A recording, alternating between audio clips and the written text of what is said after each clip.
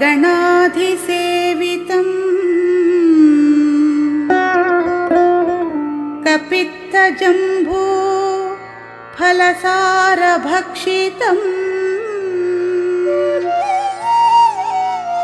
उमासुतं शोकविनाशकारणम्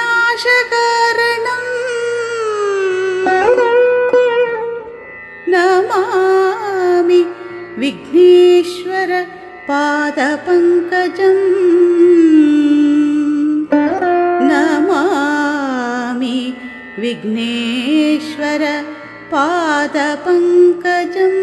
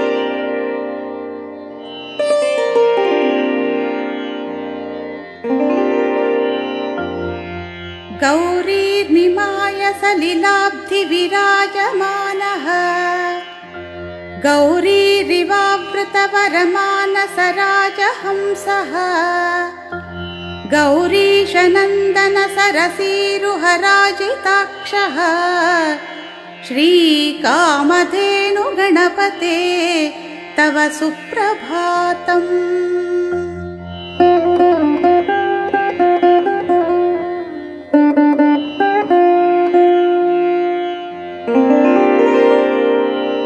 वसुधराधिपतेव श्रीदक्षिणामूर्ते पार्वती हृदय भावन भव्यकीर्ते विषमविषधर वेष्टि विमल प्रसूते श्रीकामधेनु गणपते तव सुप्रभातम्।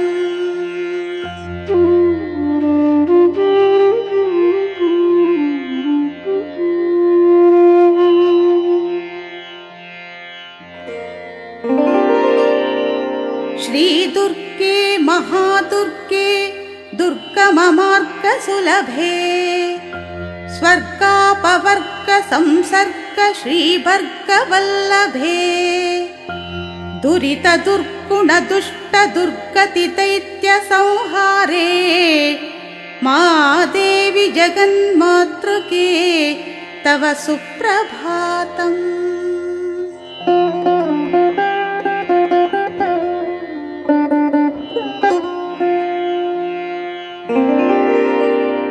श्रीरामदूत सुमनोहर भक्त श्रेष्ठ श्रीभक्तिशैल शिखरोज्ज्वल रत्नदीप संसार सागर वितारण वायुपुत्र श्री आञ्जनेय प्रसीद तव सुप्रभातम्।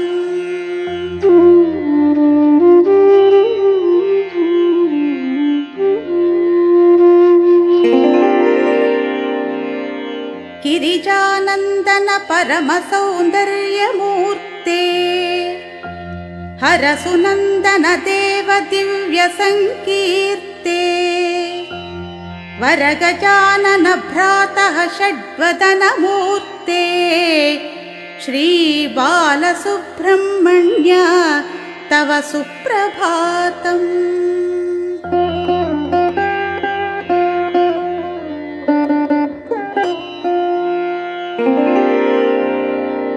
अक्षरं ब्रह्म परम परमार्कवर्णः अक्षयं दिव्यपरमकृपासुवर्णः आखुवाहन तव रूपमावाहयामि श्रीकामधेनु गणपते तव सुप्रभातम्।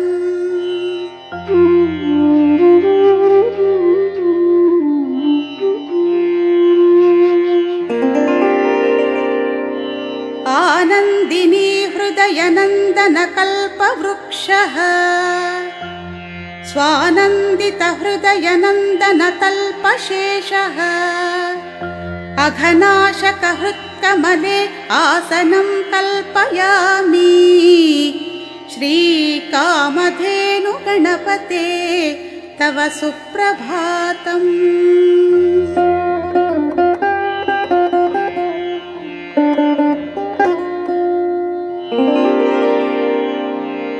इभाननाय परममूषकवाहनाय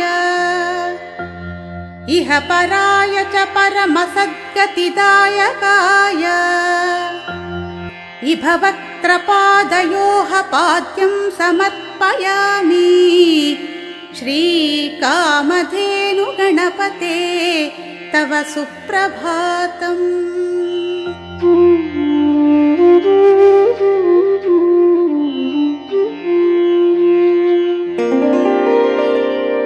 ईषत्प्रफुल्ल सरसीरुहदलायताक्ष ईशत्वसिद्धि परमेश्वर पारिजात ईप्सितार्थवरधात्रे अर्घ्यं ददामि श्रीकामधेनु गणपते तव सुप्रभातम्।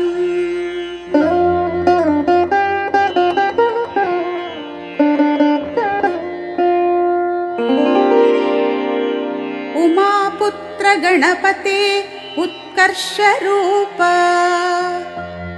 उद्भवोपेतादिदक्षिणामूर्तिस्वरूप उत्तुङ्गमाचमनं स्वीकुरु देवदेव श्रीकामधेनु गणपते तव सुप्रभातम्।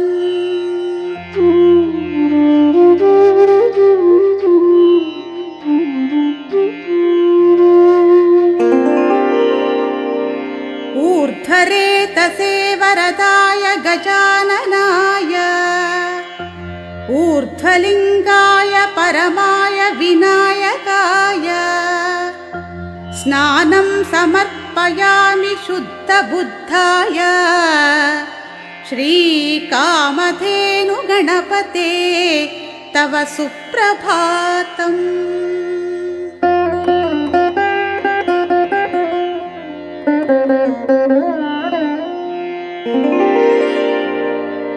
ऋषिमानस सरसीचर परमहंसाय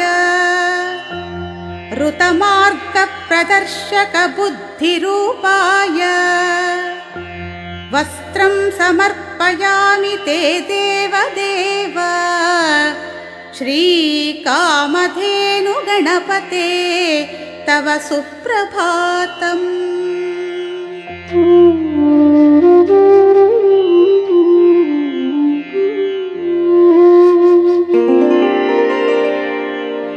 एकत्वतत्त्वनिरूपण दिव्यशक्ते एकांशशक्त जगद्धारण भव्यमूर्ते एकदन्त उपवीतं समर्पयामि श्रीकामधेनु गणपते तव सुप्रभातम्।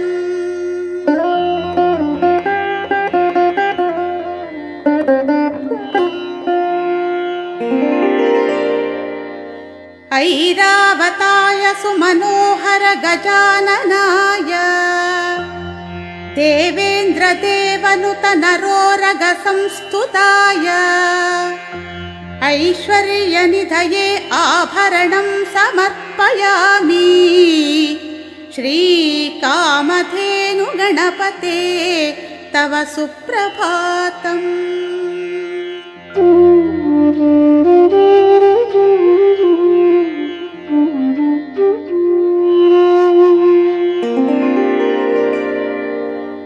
ओमिति अक्षरं ब्रह्मस्वरूप ओजस्तेजोद्युतिधारक भद्ररूप ओंकाररूप गन्धं समर्पयामि श्रीकामधेनु गणपते तव सुप्रभातम्।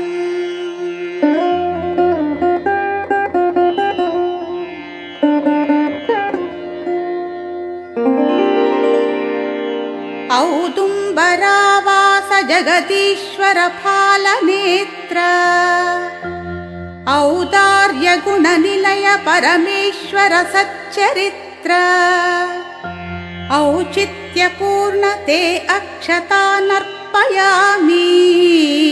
श्रीकामधेनु गणपते तव सुप्रभातम्।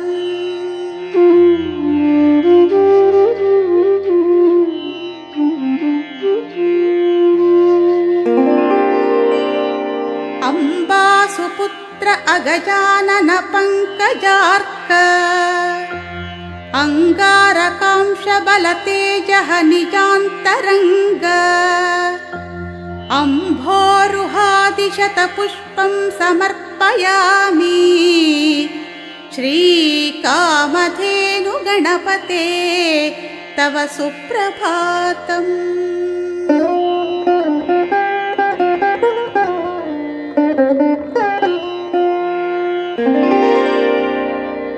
अहरग्नि शुक्लोत्तरायण परं ज्योतिः अहो मार्ग संदर्श मंगल सत्यमूर्ते दूर्वार्कादि सुपत्र शतमर्पयामि श्रीकामधेनु गणपते तव सुप्रभातम्।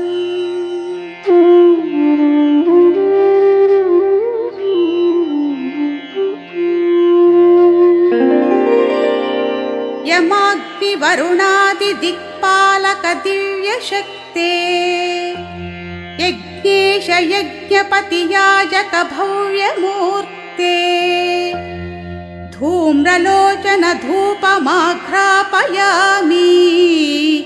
श्रीकामधेनु गणपते तव सुप्रभातम्।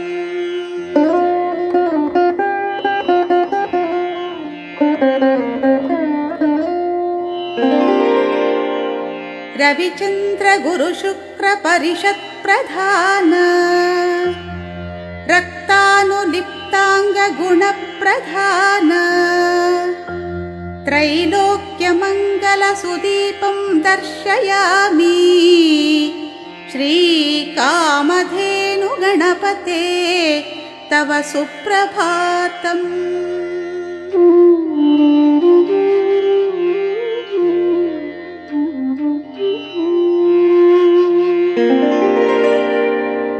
लंबोदराय ललिताय सुनंदनाय लक्ष्मी विलास ललितांग विलोचनाय नारिकेल फलमोदकं निवेदयामि श्रीकामधेनु गणपते तव सुप्रभातम्।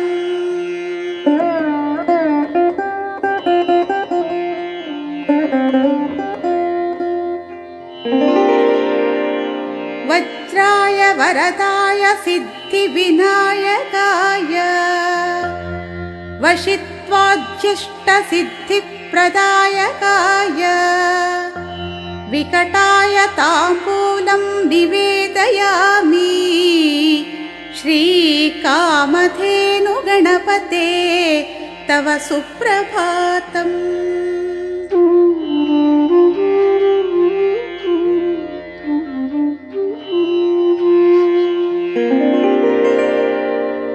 शम्भोसुताय षण्मुखसोदराय शमाद्यष्टादश सद्गुणवर्धनाय दाक्षायिणीसुत दक्षिणां समर्पयामि श्रीकामधेनु गणपते तव सुप्रभातम्।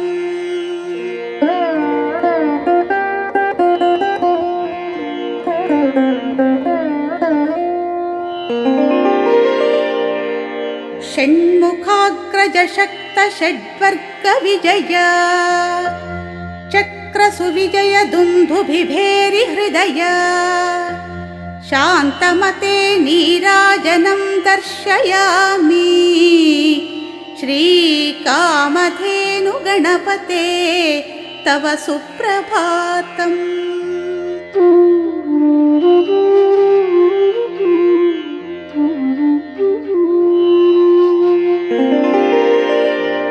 सर्वात्मसत्य सुमनोहर सामघोष समस्त जगदाश्रय शाश्वत धर्मगोप्तः सर्वमन्त्राय मन्त्रपुष्पैः अर्चयामि श्रीकामधेनु गणपते तव सुप्रभातम्।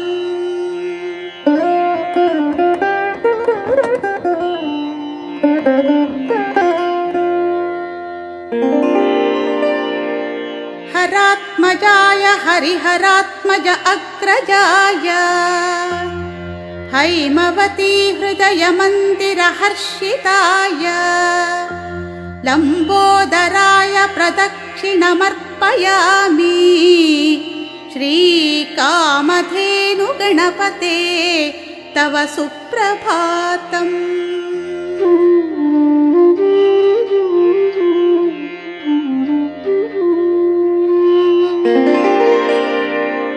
क्षराक्षर व्यापक साक्षर सुस्वरूप चराचरावास सच्चर गुणस्वरूप साष्टाङ्गं प्रभो प्रणतोऽस्मि तुभ्यं श्रीकामधेनु गणपते तव सुप्रभातम्।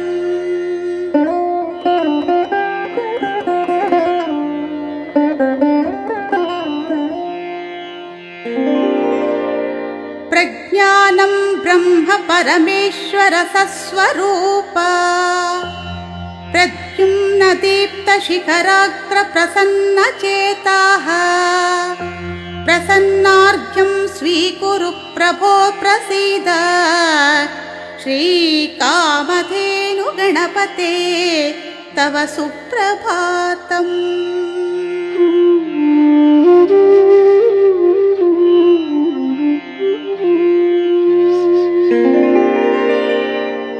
दुर्वासो व्यासादि मुनीन्द्रवन्द्य दूर्वैकविंशतिं गिरिजासुत स्वीकुरु त्वं सर्वारि संकष्ट विनाशक देवदेव श्रीकामधेनु गणपते तव सुप्रभातम्।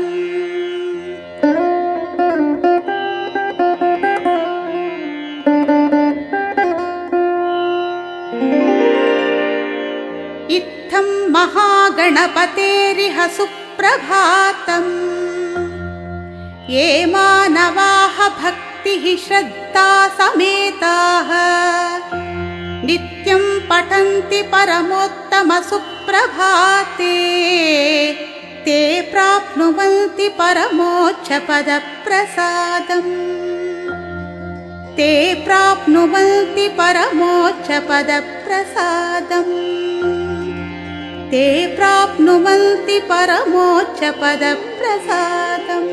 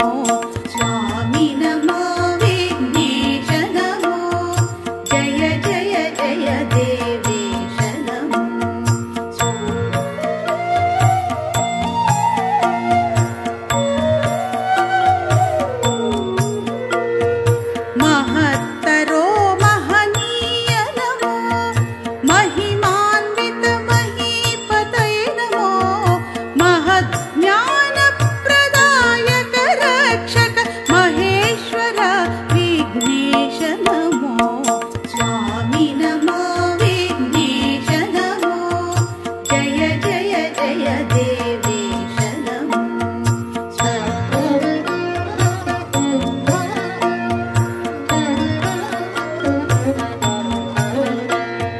लघुत्व तत्त्वविधातृ नमो। लघिमा सिद्धि सुयोग नमो। लघु संदीप सुवेग व्यापक अघहर्ता विघ्नेश नमो।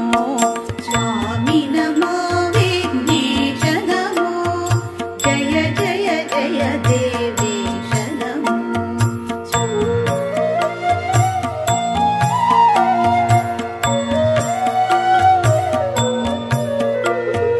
गरिमाध्यात्म स्वरूप नमो। गरिमा ब्रह्म सुविद्य नमो। परम परन्तप विश्व विजेत गरिमावर विघ्नेश नमो। स्वामी नमो विघ्नेश नमो। जय जय जय देवेश नमो।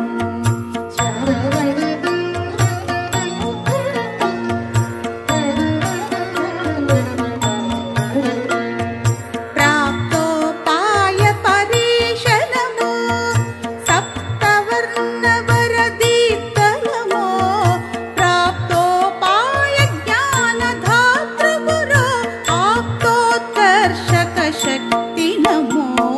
स्वामी नमो विघ्नेश नमो। जय जय जय देवेश नमो।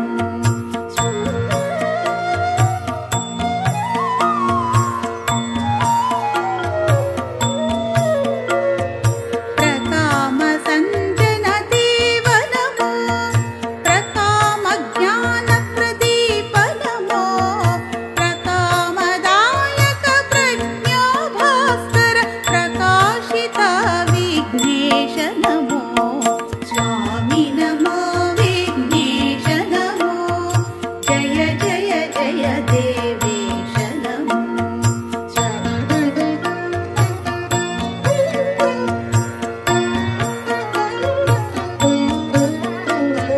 घन महिमा परमेश नमो। घन तत्त्वात्मक ब्रह्म नमो। ज्ञानेच्छा प्रिया शक्ति स्वरूप तनुधर ईश्वर रूप नमो। स्वामी नमो विघ्नेश नमो। जय जय जय देवेश नमो।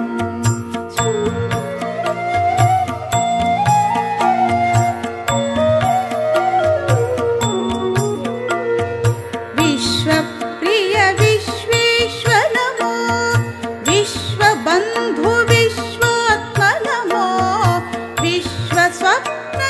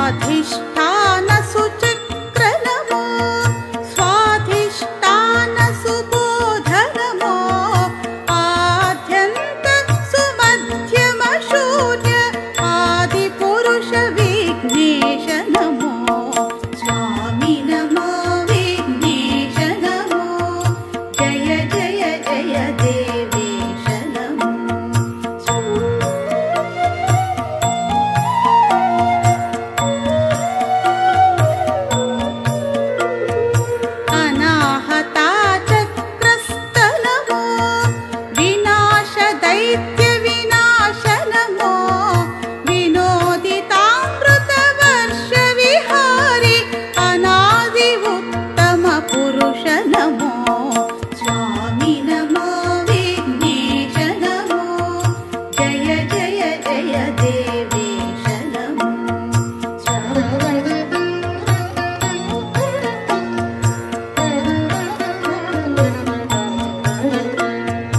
विशुद्धि चक्र निवासि नमो विशुद्ध मानस हंस नमो निशान्धकार निवारक सार्थक पशुपति सुत विघ्नेश नमो स्वामी नमो विघ्नेश